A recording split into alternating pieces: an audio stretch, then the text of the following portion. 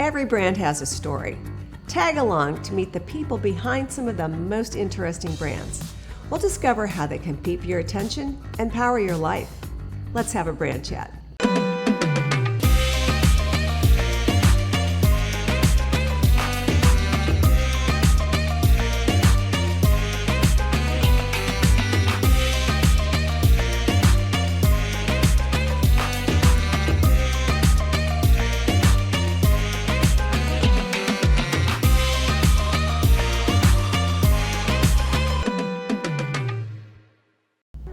Next on Brand Chat, we talk with Michael Pratt, founder and CEO of the legendary Digital Fight Club. We've all been to conferences and sat through panel after panel where some of the interesting topics are talked about, but they're generally a snooze fest. So I wondered, how do we cut through all that BS and actually do something that's of value? I got this email from Mike Pratt, and Mike has a brand of snark and straight to the punch, all of his own. And it said, "Hey, I'm tired of going to panel discussions. The audience isn't engaged, and I just think we can do better." What if we took those same topics, grabbed some experts, put them together on stage, and made them duke it out and debate what the topic was, where an audience could sit there and call BS if they wanted to, and it really could cut through to the essence of what we wanted to learn. At the time when Mike's email came in, I was at Accenture and I was charged with building visibility for their annual tech trends report.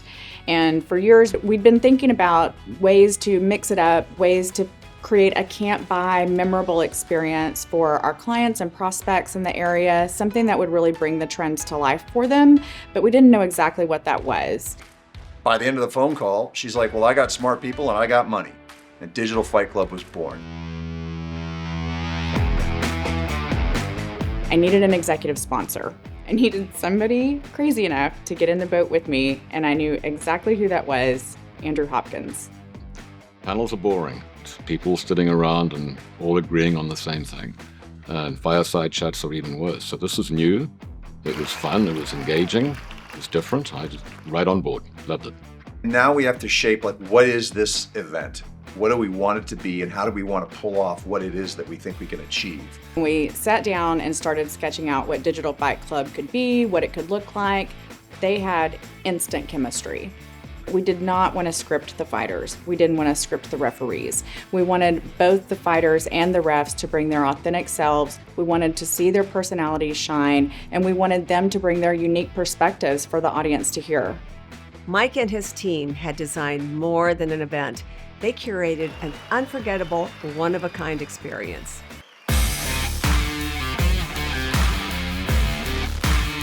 Fight Club is a crazy event. The audience is juiced. They've had a few cocktails, and we bring in the fighters wearing boxing robes through the crowd, just like it's Vegas.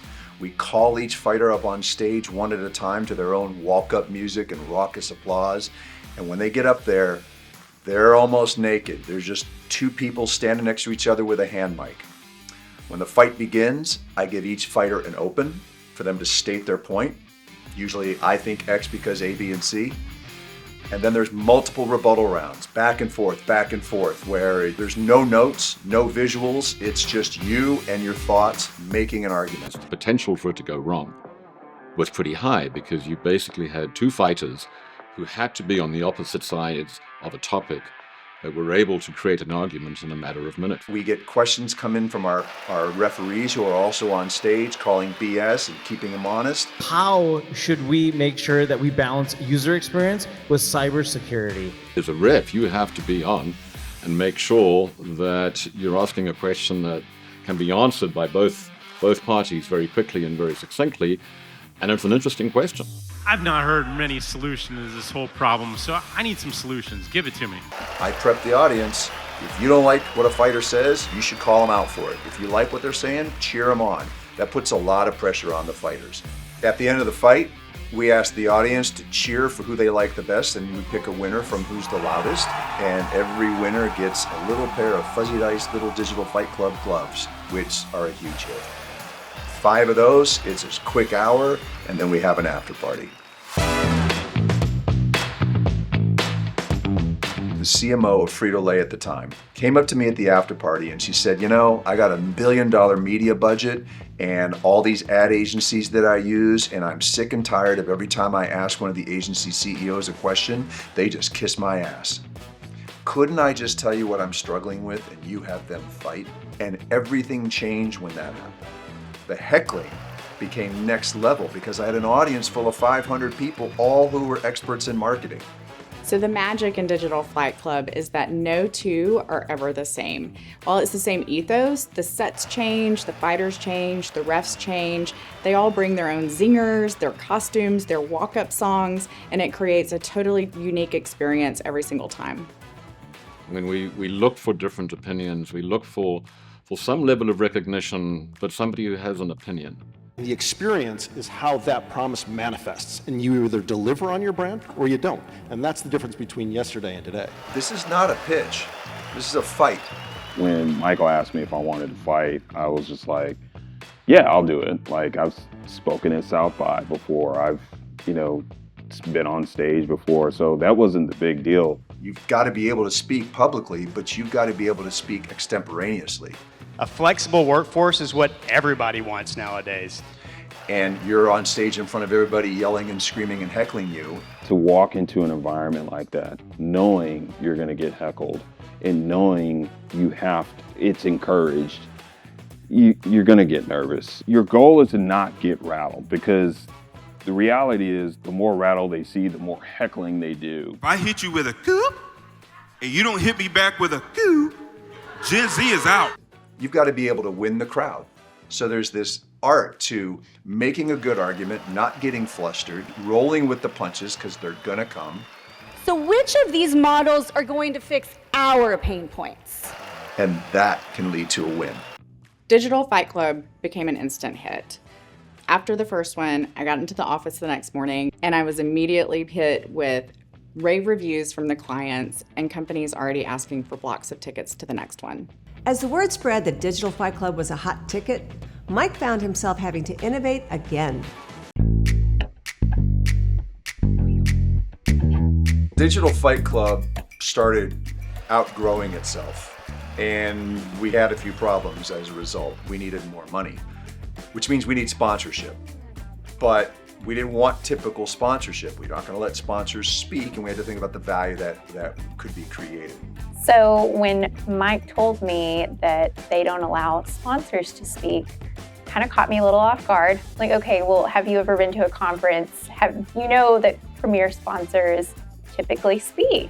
So he said, no, they don't speak.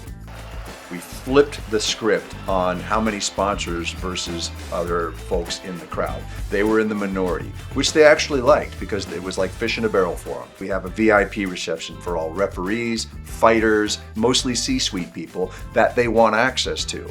And we dole it up with a red carpet, we have a camera crew and a step and repeat, and the entire experience is made so that they forget that they're at a work event and access becomes just natural.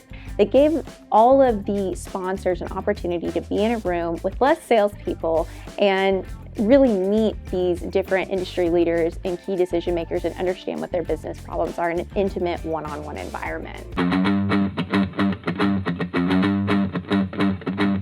Particularly for people who've been to the event the first time, I always try and make a point of finding out what they think, and it's really two reactions.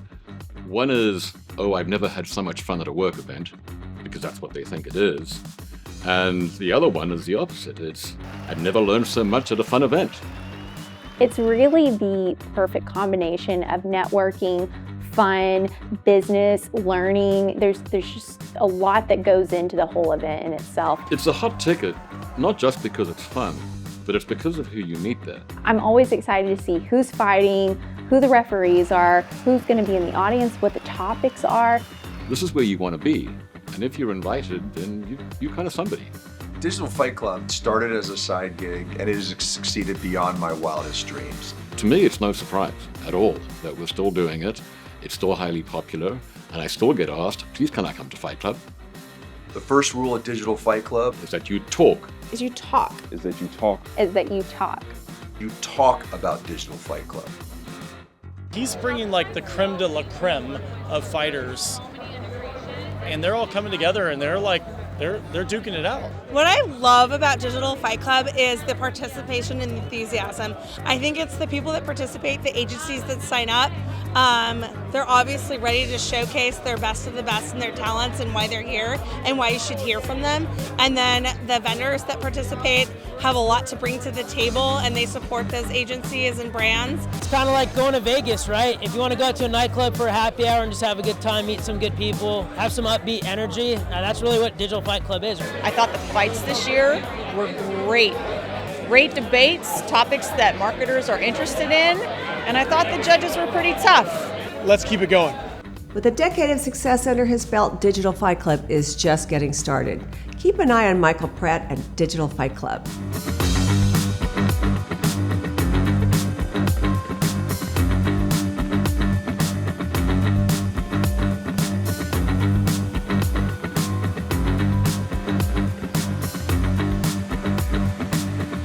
Want to learn more? Head over to our website and connect with us on social.